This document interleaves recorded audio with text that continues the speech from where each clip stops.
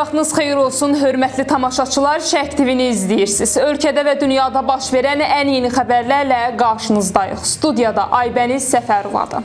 Prezident İlham Əliyev oktyabrın 15-də ATƏT-in fəaliyyətdə olan sədri Finlandiyanın Xarici İşlər Naziri Elina Valtonini qəbul edib. Söhbət zamanı ölkəmizlə ATƏT arasında əməkdaşlıq məsələləri müzakirə olunub.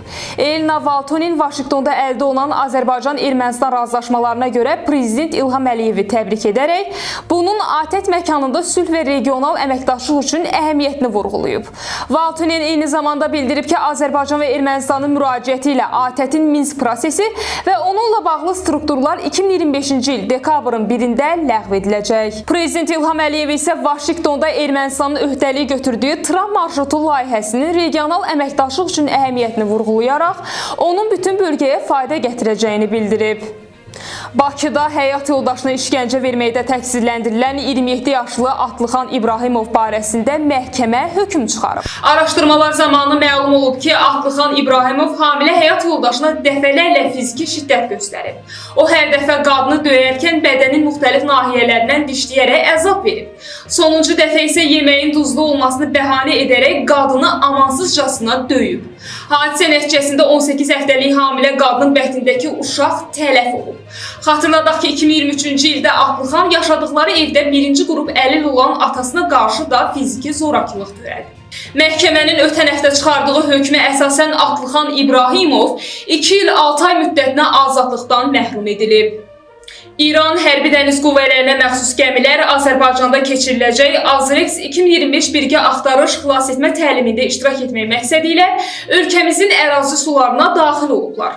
Azərbaycan Müdafiə Nazirliyinin məlumatına görə gəmilərin təntənəli qarşılama mərasimi keçirilib.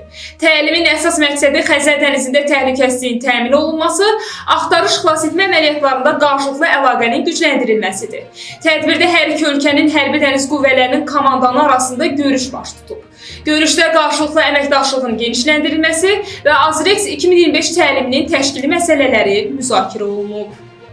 Xalq qəzetinin baş redaktoru Əflatın Amanşova yeni vəzifə verilib. Belə ki, mətbu orqanda direktor vəzifəsi yaradılıb və bu vəzifəyə Əflatın Amanşov təyin olub. O, bundan sonra Xalq qəzetinin həm direktoru, həm də baş redaktoru vəzifələrini icra edəcək. Qeyd edək ki, Xalq qəzetinin təsisçisi Azərbaycan Respublikası Prezidentinin İşlər İdarəsidir. Sabah ölkə ərazisində yağış yağacağı gözlənilir. Milli Hidrometeorologiya Xidmətindən verilən məlumata görə, Bakıda və Abşeron yarımadasında oktyabrın 15-dən 16-sına keçən gecə və səhər bəzi yerlərdə çiskinli yağış yağacağı ehtimalı var. Oktyabrın 16-sında isə hava şəraitinin dəyişkən buludlu olacağı, arabir tutulacağı, əsasən yağmursuz keçəcəyi gözlənilir. Havanın temperaturu gecə 14-17, gündüz 19-22 dərəcə isti olacaq. Rayonlarda isə hava şəraiti əsasən yağmursuz olacaq. Lakin gecə və səhər bəzi şəhər rayonlarında, axşama doğru isə əksər rayonlardan arabir yağış yağacağı, şimşək çaxacağı gözlənilir. Havanın temperaturu gecə 10-15, gündüz 20-25 dərəcə isti olacaq. Bugünə çatdıracaqlarımız bu qədər. Ən son xəbərləri Şərq TV-dən izləməyə davam edin. Diqqətiniz üçün minnətdarıq.